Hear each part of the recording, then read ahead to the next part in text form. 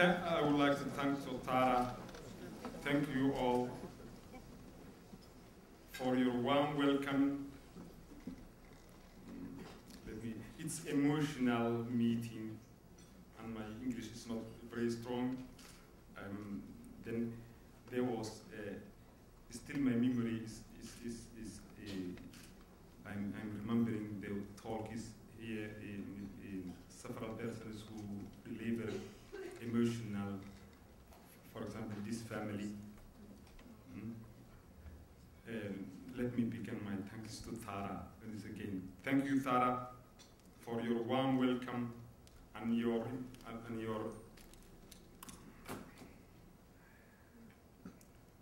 thank you, Tara, for your warm welcome and your generous remarks. Thank you for ZGA for this prestigious award. I'm very proud to accept it.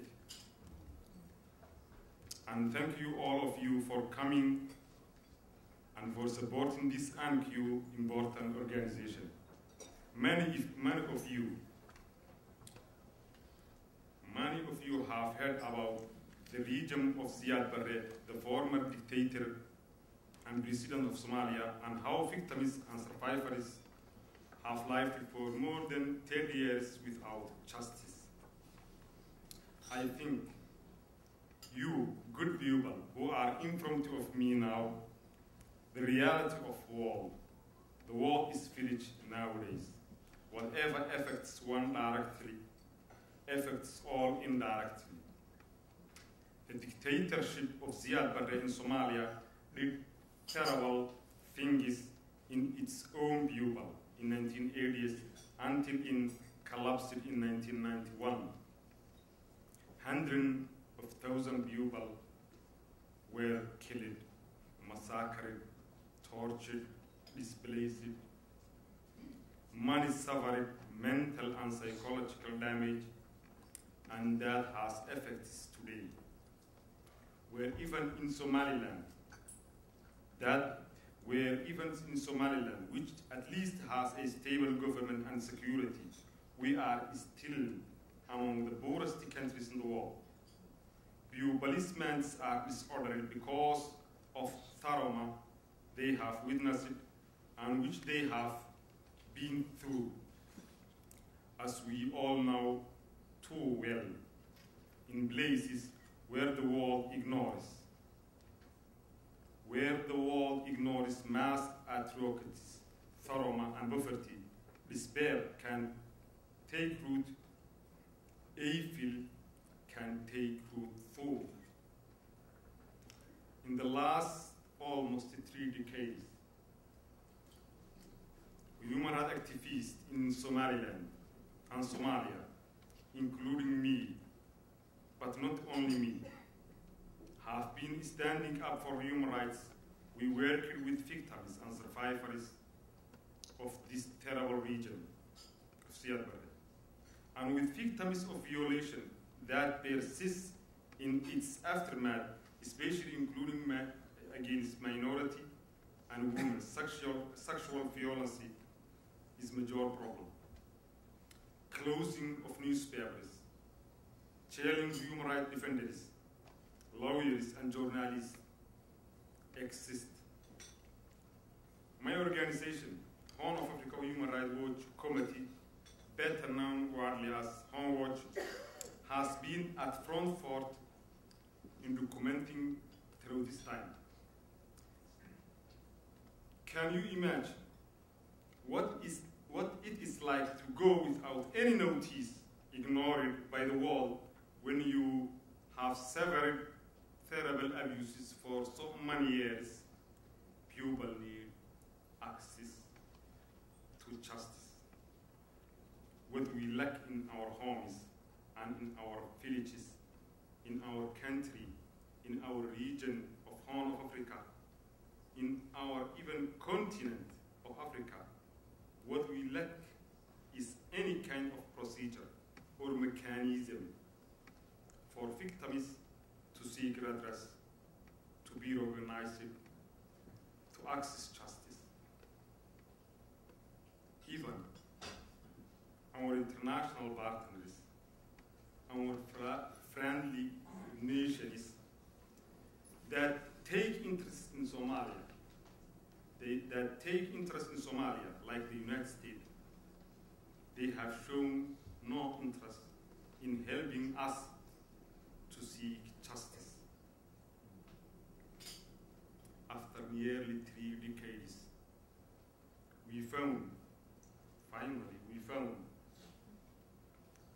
the Center for Justice and Accountability, an organization of dedicated lawyers who will risk their life, sacrifice their money and time, and put all that effort to reach our people in war-torn Horn of African country of Somalia and Somaliland.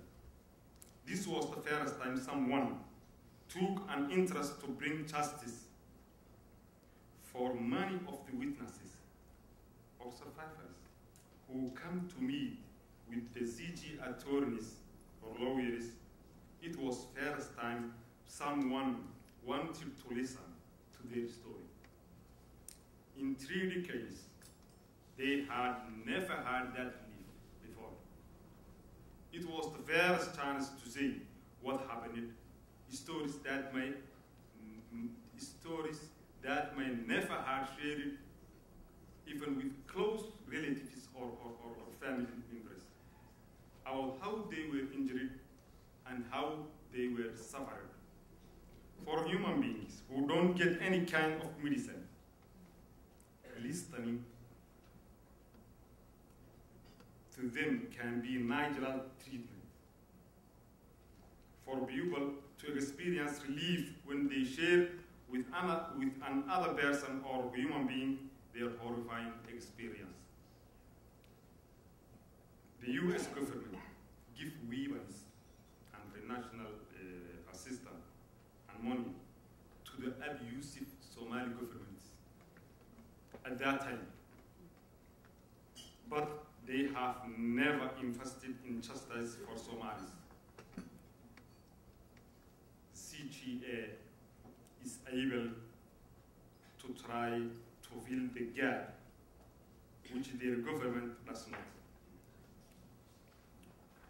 You may have heard about CGA and its famous case of General Samata. It's a very famous in Somalia, that case, around the globe, and in US justice system as well. Samata case, which was brought by victims of Siad Barre, including Bashi Yusuf, who is here now tonight. CGA brought this case to the United States and all the way to the highest court, and they won a historic judgment, the fairest judgment in any court of law, ever to hold an official of that region responsible for war crimes against humanity and human rights violations. And I am very proud to have supported ZGA lawyers in this work.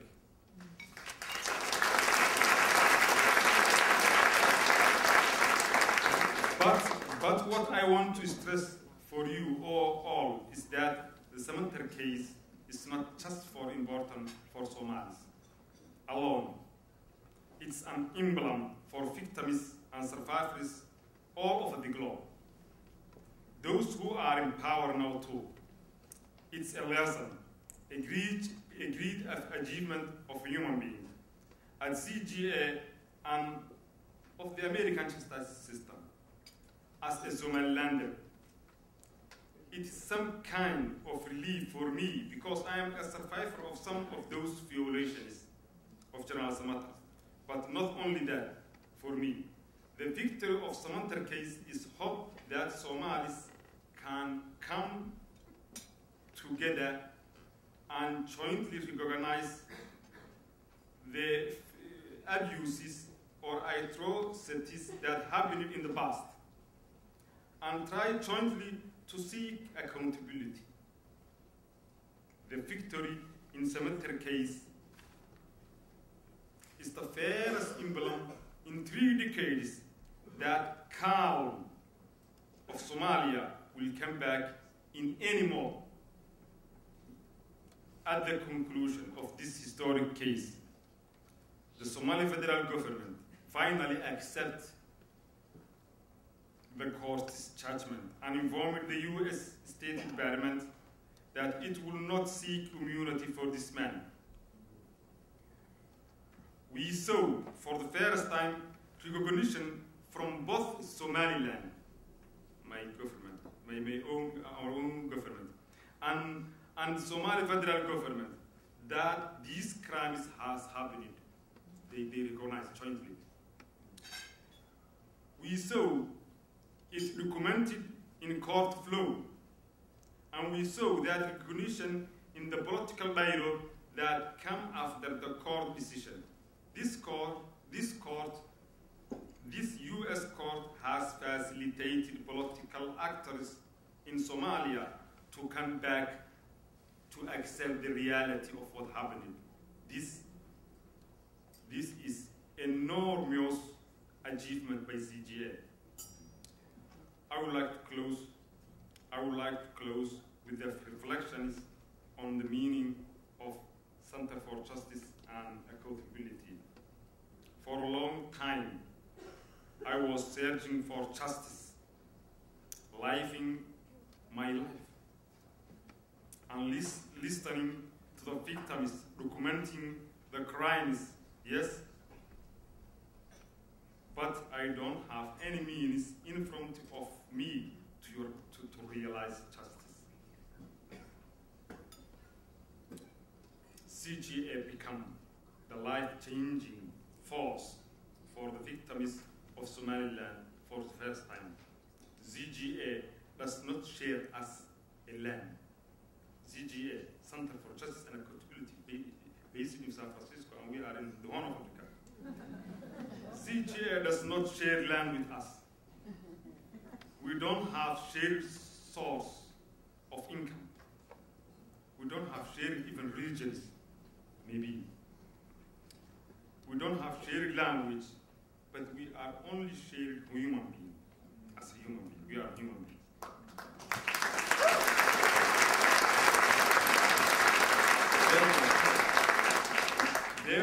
There were many barriers, but we came together through the human rights movement, and human feelings. CGA is the facilitator of justice, and CGA is our justice Bible. Thank you very much.